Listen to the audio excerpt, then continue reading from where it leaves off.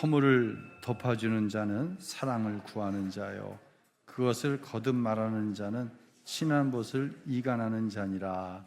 아멘. 설 연휴가 시작되었습니다. 오늘 말씀을 듣는 사랑하는 성도 여러분 가정에 서로를 긍휼히 여기고 가정으로 인한 고통 속에서도 하나님의 평강으로 아름다워지는 은혜의 역사가 꼭 있게 되시기를 예수님의 이름으로 축원합니다. 예수님을 닮기 원합니다. 이런 마음이 다 우리 안에 있죠. 이런 성도들에게 하나님 경험하게 하시는 한 마음이 있는데, 기질이 있는데, 그것은 바로 누군가를 불쌍히 여기는, 긍휼히 여기는 마음입니다. 성령의 열매로 주어지는 마음이기 때문에 내 의지로 노력으로 할 수 없는 것이죠. 저는 예수님이 참 좋습니다. 왜냐하면 지금까지 살아오면서 목회를 하면서 하나님은 항상 저를 불쌍히 여겨주셨어요. 제가 잘해서 제 기질이나 성품이 좋아서가 아니라 어려운 고비마다 우리 하나님은 저를 항상 선한 길로 인도하셨어요. 허물뿐인데, 그저 죄뿐인데 항상 저의 소원을 만족하게 하셨어요. 어려운 일이 있을 때마다 이제는 더 기대가 커요. 그럼에도 불구하고 내 안에 성령으로 인하여 주어질 이 기질이 적은 것을 볼 때는 낙심하고 절망할 수밖에 없습니다. 긍휼이란 어떤 조건이나 어떤 자격을 따지는 게 아니에요. 네가 이 자격에 이르렀으니까 너를 긍휼히 여기고, 너는 이런 조건이나 자격을 가지고 있지 못하니까 내가 너를 긍휼히 여길 수 없어. 이게 아니라는 것입니다. 그죠? 하나님께서 저를 당신의 종으로 생각하시니까, 내 아내니까, 내 남편이니까, 내 자식이니까, 내 부모니까, 내 양이니까 불쌍한 마음을 하나님이 내 안에 주셔서 그를 섬길 수 있는 기질이, 영적인 기질이 바로 긍휼이다라고 얘기합니다. 귀에 비해서 다시 한번 고백하지만 내 안에는 예수님의 마음이 그리 넉넉하지 않은 것 같아 항상 주님 앞에 죄송하고 여러분 앞에 서는 것이 큰 부담이 됩니다. 그럼 여러분은 어떠신가요? 여러분 안에 가족을 긍휼히 여기는 마음이 있으신가요? 자식은요, 누가 뭐라 하지 않아도 항상 불쌍합니다. 잘못하는 것 투성인데, 기대에 못 미치는 것 투성인데 자식은 항상 불쌍합니다. 그런데 왜 부모님은 불쌍하지 않을까요? 왜 그럴까요? 저도 부모님이 계셨고 지금도 장모님이 계십니다. 현실의 삶을 살다 보니 자식까지는 되는데 부모까지는 여력이 없어요. 이게 현실이에요. 우리 부모님은 그걸 항상 이해해 주십니다. 항상 이해해 주세요. 지난 목요일 안아름 집사께서 전화를 했어요. 목사님, 아버지가 돌아가셨어요. 제가 알고 있는 나이로는 76세이신데 또 80세라고도 말하더라고요. 너무 뜻밖 의외의 일이 발생한 거예요. 아무런 준비가 되어 있지 않았어요. 왜? 그렇게 가실지 몰랐으니까. 그래서 우리 교우 중 특별한 업에 종사하시는 분이 큰 도움을 주셨어요. 뭐 하나 어떻게 할 줄 모르는 거예요. 그렇게 보니까는 어려운 일을 당하니까 자식이 혼자니까, 딸만 하니까 이게 어렵더라고. 여러분 지금이라도 많이 낳으시길 바랍니다. 어려운 일이 있으니까 자식이 많은 게 좋더라. 안현식 집사님, 이제 이길신 권사님, 이기신 권사님께서 오랜 동안 안 집사님을 잘 봉양하셨죠. 그날도 채비를 하고 이제 일이 있어서 나가시려고 하는데 나가면 안 될 것 같은 마음이 들더라는 거예요. 그래서 다시 이제 안 집사님이 계신 방으로 들어가서 두런두런 이야기를 나누는데 아니 이분이 가실 것 같아. 그래서 이 권사님이 여보 가지마, 가면 안 돼, 가지마. 그렇게 대화를 나누시는 중에 가셨어요. 하나님 앞에. 예. 누군가는 뭐 복 있는 죽음이라고 하지만 하나밖에 없는 딸의 입장에서는 회한뿐이죠. 울면서 이번 주일날 아버님 찾아뵈려고 했는데 목사님 아버님이 나 안 보고 그냥 가셨어요. 그냥 가셨어요. 이게 자식의 한계라는 거예요. 자식이 잘못해서 아니에요. 부모는요 항상 외롭습니다. 자식이 같이 살아도 외롭습니다. 자식이 부모의 마음을 모르기 때문에 부모는 외로울 수밖에 없어요. 여러분만 외로운 거 아니에요. 모든 부모는 다 외롭습니다. 이 신앙생활을 열심히 하면요 부모가 더 외롭습니다. 어제도 집사님 한 분이 이 넓은 예배당 청소 다 하고 오늘 아침 일찍부터 여러분 교회 청소하고 찬양대 교사 각 예배를 위해 섬겨주고 신앙생활 잘하면 부모가 더 외로워요. 그런 생각을 하게 되는 거예요. 그래서 온 가족이 예수 믿는 게 중요하구나. 부모는 자식의 돌봄을 받으려고 하지 말아야 돼요. 그런 기대는 갖지 마세요. 나이가 먹을수록 교회의 돌봄을 받을 수 있을 수 있다면 그것을 위해서 기도할 수 있기를 바랍니다. 예. 혹시 부부지간은 어때요? 부부지간에 불쌍히 여기는 마음이 있으신가요? 어때요, 여러분은? 누구한테 좀 물어볼까? 이렇게 하면 눈을 싹 피하는데 오늘 안 피하시네. 부부지간에 서로 어때요? 불쌍한가요? 저희 부부는 내년에 결혼 40주년을 맞게 됩니다. 징그러워. 어떻게 한 여자하고 40년을 살았을까? 어떻게 한 남자하고 40년을 살았을까? 저는 이게 기적 중에 기적이라고 생각해요. 그런데 어느 순간 되니까 이성적인 매력으로 불꽃이 팍팍 튀던 것이 죽기 시작하더니 이제 완전히 수검댕이가 됐어. 불이 안 튀어. 그런데 결혼하고 20년, 30년, 40년이 되어도 불이 튀면 이게 괴상한 거예요. 예.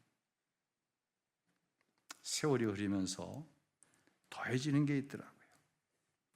이성적 사랑은 식어졌는데 그 자리에 상대방을 긍휼히 여겨주는 마음이 들어오는 거예요. 그래서 서로의 관계를 더 견고하게 만드는 거예요. 젊어서 이성적인 사랑의 비중이 클 때에는 이런 부분에서 좀 더 나은 남자를 만났더라면 하는 마음이 모든 여자에게 있습니다. 이런 부분에서 좀 더 나은 여자를 만났더라면 하는 마음이 모든 남자에게 있습니다. 그런데 제가 이만큼 살아보니까 함께 모진 세월을 견뎌내며 견고해진 사랑은 오히려 상대방이 잘하지 못하는 것이 지나온 세월 나 때문에 겪은 어려움, 고통 때문이라고 생각되어서 안타깝고 미안한 마음을 가지게 되더라는 것입니다. 어떤 게 크냐? 이성적인 사랑이 크냐? 어려운 세월 함께 지내면서 견고해진 사랑이 크냐? 전 두 가지를 다 경험해 봤으니까요. 이 두 가지를 다 경험해 보신 것이 사람분들 어떤 게 크던가요? 함께 어려운 세월을 지내오면서 견고해진 사랑이 더 크더라는 거예요. 저는 이것이 가족만이 가지는 아주 특별한 사랑의 관계라고 생각합니다. 근데 그 중심에는 서로를 긍휼히 여기는 마음을 하나님께서 주셔야 이게 가능하더라는 것이죠. 이렇게 사랑에 대한 본질적인 생각이 전환이 되어지면 우리 안에 자연스럽게 함께 들어오는 마음이 있습니다. 그 마음이 바로 화평, 평화죠. 예수님께서 십자가에 죽으실 때 성소와 지성소, 여러분이 계신 곳이 성소라고 한다면 이곳이 지성소죠. 근데 이 가운데를 가로막고 있어서 여러분은 이 위로 올라올 수 없어요. 예수님이 십자가에 죽으실 때 성소의 휘장이 위로부터 아래로 찢어졌습니다. 누구든지 지성소로 들어올 수 있어요. 올라와서 기도할 수 있어요. 이 이야기는 하나님과의 깨어졌던 관계가 회복되어졌다는 거예요. 하나님 앞에 늘 긴장할 수밖에 없었어요. 우리는 하나님이 내 죄를 지적하시면 어떡하지? 하나님이 순종하지 못한 그것으로 나를 심판하시면 어떻게 해야지? 그 관계가 항상 긴장하는 관계. 근데 우리의 관계는 그런 관계가 아니라 에덴 동산에서 하나님께서 아담아 하와야 어디 있니? 그러면 하나님 제가 여기 있어요. 하나님은 영이심에도 불구하고 그 영이신 하나님의 영의 눈을 열어보면서 하나님 제가 여기 있어요. 어떤 긴장도 없는 관계. 이 관계를 가리켜서 성경은 평화, 화평이라고 얘기하는 거예요. 이 말씀을 로마서 4장에서 이렇게 말씀하는데 함께 읽어볼까요? 예수는 우리가 범죄한 것 때문에 내 주이 되고 또한 우리를 의롭다 하시기 위하여 살아나셨느니라. 그러므로 우리가 믿음으로 의롭다 하심을 받았으니 우리 주 화평을 누리자. 아멘. 화평을 누리자. 누구로 말미암아? 예수 그리스도로 말미암아. 예수님이 우리의 죄의 힘을 지어주셨기 때문에 성소와 지성소를 가로막고 있는 죄의 휘장을 찢으셨기 때문이죠. 그래서 화평을 시브리어는 여러분이 잘 아는 샬롬이라고 합니다. 이것은 생각의 평안뿐만 아니라 영혼, 육체의 평안함을 샬롬이라고 얘기하죠. 시브리어, 헬라어로는 에이레네라고 하는데 그 뜻은 전쟁이 끝났다. 하나님과 우리의 영적인 갈등이 끝나는 거예요. 회복, 보상 이런 의미가 있는데 이걸 다 합해보면 이런 얘기로 해석이 돼요. 빚진 상태를 끝나고 죄로 인해서 우리는 항상 하나님께 빚진 자였어요. 이 관계가 끝났어요. 하나님과 나와의 죄로 인한 긴장의 관계가 끝났어요. 모든 죄의 짐을 예수님께서 다 하나님께서 감당시키셨기 때문이죠. 은혜로 말미암아 우리에게 평화가 주어졌어요. 무엇으로 말미암아요? 은혜로 말미암아. 예, 할렐루야. 예, 원수에서 자녀로 본질적인 관계가 변화된 거예요. 이것은 어떤 세상의 환경이나 내가 한 어떤 일 때문에 끊어질 수가 없는 거예요. 은혜로 주어진 것이기 때문에. 이 말씀을 가리켜서 요한복음 14장에 예수님께서 그 화평의 내용을 말씀하십니다. 함께 읽겠습니다. 평안을 너희에게 끼치노니 곧 나의 평안을 너희에게 주노라. 내가 너희에게 주는 것은 세상이 주는 것 같이 아니하니라. 너희는 마음에 근심하지도 말고 두려워하지도 말라. 주님 주시는 평안은 세상이 주는 평안 같지 않다라고 하는 거예요. 그러면 우리가 구체적으로 고통 중에 하나님 주시는 평안의 모습은 어떤 모습일까? 우리 교회 권사님 한 분 가운데 워낙 면역력이 약하고 기저질환이 있어서 약도 마음대로 못 먹고 주사도 마음대로 못 맞으시는 권사님 한 분이 코로나에 걸리면 나는 죽어요 그랬는데 한 3년 전에 코로나에 걸리셨어요. 이제 병원에 들어가시기에 앞서 목사님 제가 살아 못 나올 것 같아요.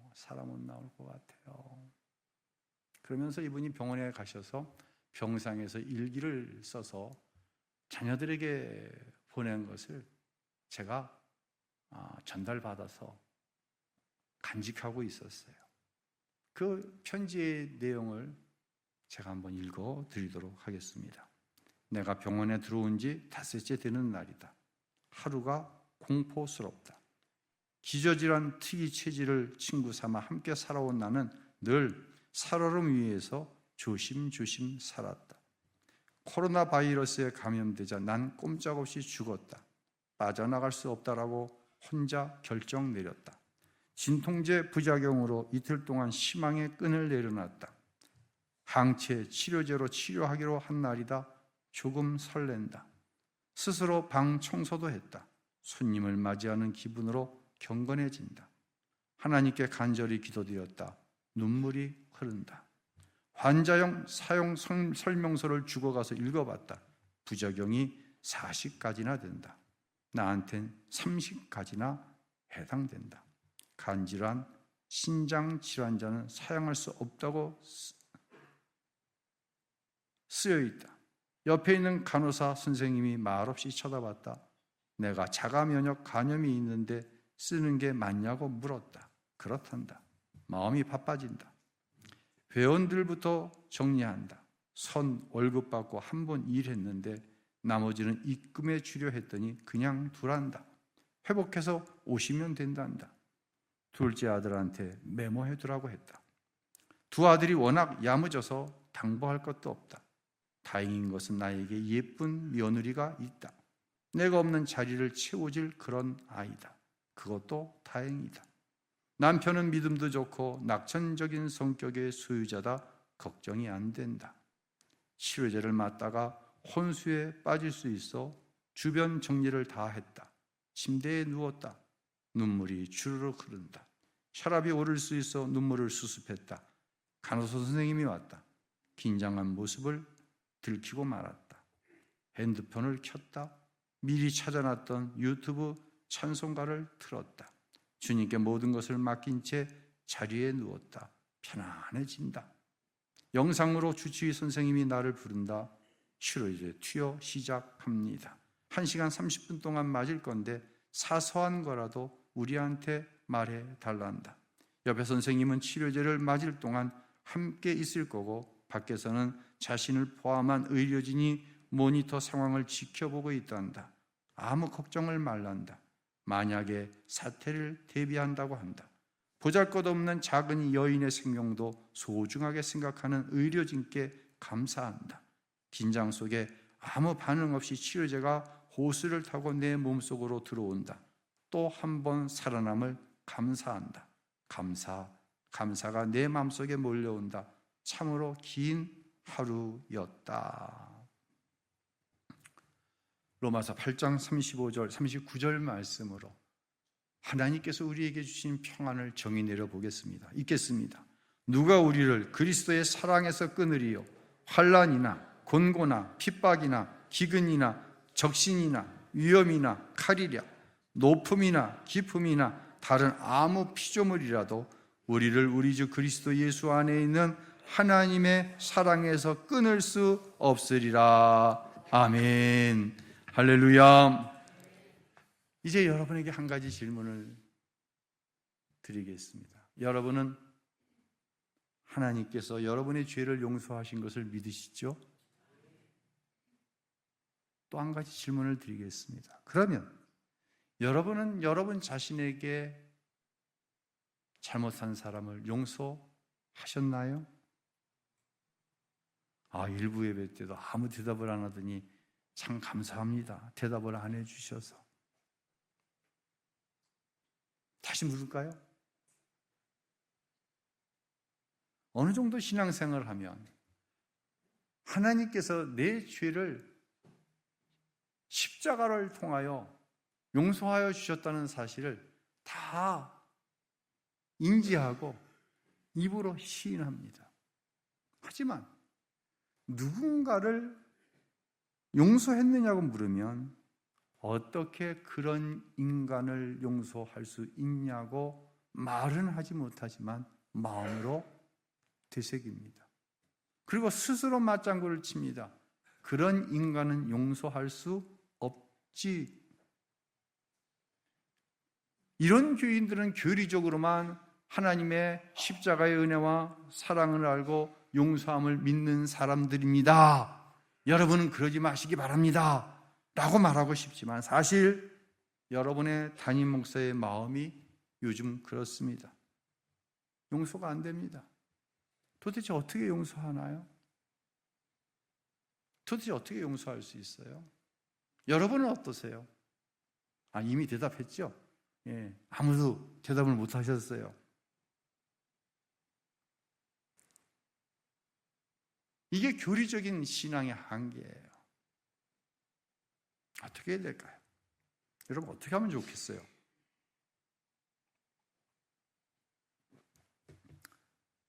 삼 주 전인가요? 우리 청소년부 수련회가 이제 교회 중심으로 있었죠.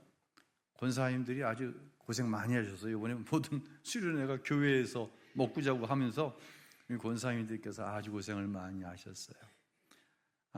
청소년부 수련회 날 점심 식사 시간에 제가 이제 기도도 해주고 함께 청소년들과 식사하려고 내려가서 이렇게 봤어요. 권사님들 너무 힘드신데 힘든 표정이 아무에게도 없고, 아이들이 이 배식을 해가는 모습을 보면서 보시는데 그 눈에서 뭐가 줄줄 흘러? 꿀이 뚝뚝 하고 떨어지는 거야. 야, 정말 잊을 수가 없어. 그거 어떻게 잊을 수가 없어. 내 새끼도 아닌데. 반면에 이 밥을 반찬과 받아가는 아이들은 무심해. 아무런 감동이 없어. 그냥 받아갖고 가서 자리에 앉아고 자기들끼리 이런저런 이야기를 하는 거예요. 제가 그때 깨달았어요. 어떻게 용서해? 그게 돼야 평안이 있거든요. 그게 안 되면 하나님 주신 평안이 없거든요. 근데 어떻게 용서해? 세상에 가장 많은 상처는요, 남으로부터 받지 않습니다. 가장 가까운 가족으로부터 상처를 받아요. 가장 큰 상처는 부부지간에 받아요.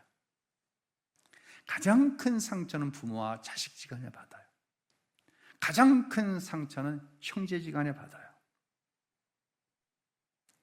그래서 우리에게 가장 고통스러운 광야는 바로 가정이에요. 이 청소년 상담 전문가들이 이런 말을 합니다. 자식을 바꿔보겠다는 생각을 부모가 먼저 버려야 합니다. 여전히 사랑하고 기도하고 기다려 주십시오. 여기에 답이 있어요. 이게 자식은 돼요. 이건 신앙이 아니라 이건 본능이에요. 여러분, 사랑하고 기도하면서 기다려 주십시오. 기도한다고 하는 자체가 뭐예요? 기도하는 자체가 하나님께서 하실 일을 기다린다는 거예요. 하나님 이렇게 해주세요. 때는 내가 얘기하지 않는 거예요. 근데 하나님께서 그 일을 이루실 날을 우리는 기다리는 게 뭐예요? 기도예요. 그래서 기도하지 않고는 부모로 살아갈 수 없어요. 가족으로 살아갈 수 없어요. 사랑은요, 용서를 통한 마음의 평안은요, 무작정 기다리는 게 아니라 내가 할 수 없는 용서, 내가 할 수 없는 이해, 내가 할 수 없는 사랑, 그 대상을 위해 기도함으로 하나님께서 하실 일을 기다리는 거예요. 무슨 의미인지 깨달아지시나요? 내가 용서하고 이해하고 사랑 안 돼요. 그 인간을 어떻게 사랑하냐니까요. 절대 못해요. 절대로 안 되죠. 안 되는 게 당연하죠. 그런데 기도하는 거예요. 하나님이 하실 일을 기다리는 거예요. 말은 막 이렇게 감정이 일어나면 주체할 수가 없는데 어느 순간 어떤 상황이 되어졌는데 이미 용서가 내 안에 일어나기 시작하고 이해가 내 안에 일어나기 시작하고 그럴 수밖에 없었던 그의 상황을 이해하게 하시는 거예요. 내가 하는 게 아니더라. 내가 한 게 아니야. 나는 절대로 못해. 2026년 2월 15일 11시 54분 현재 난 용서 못해. 기도합니다. 기다립니다. 근데 어느 순간 하나님께서 내 마음에 그를 이미 용서하고 이해하고 사랑했다고 나로 하여금 표현하게 하시는 거예요. 이게 하나님께서 우리에게 성령을 통해 주시는 평화의 모습이다라고 하는 거예요. 다시 말씀드립니다. 이 진리를 알게 하시고 실천하게 하시는 분이 우리 안에 내주하고 계시는데 그분이 바로 성령 하나님이시다. 할렐루야. 예.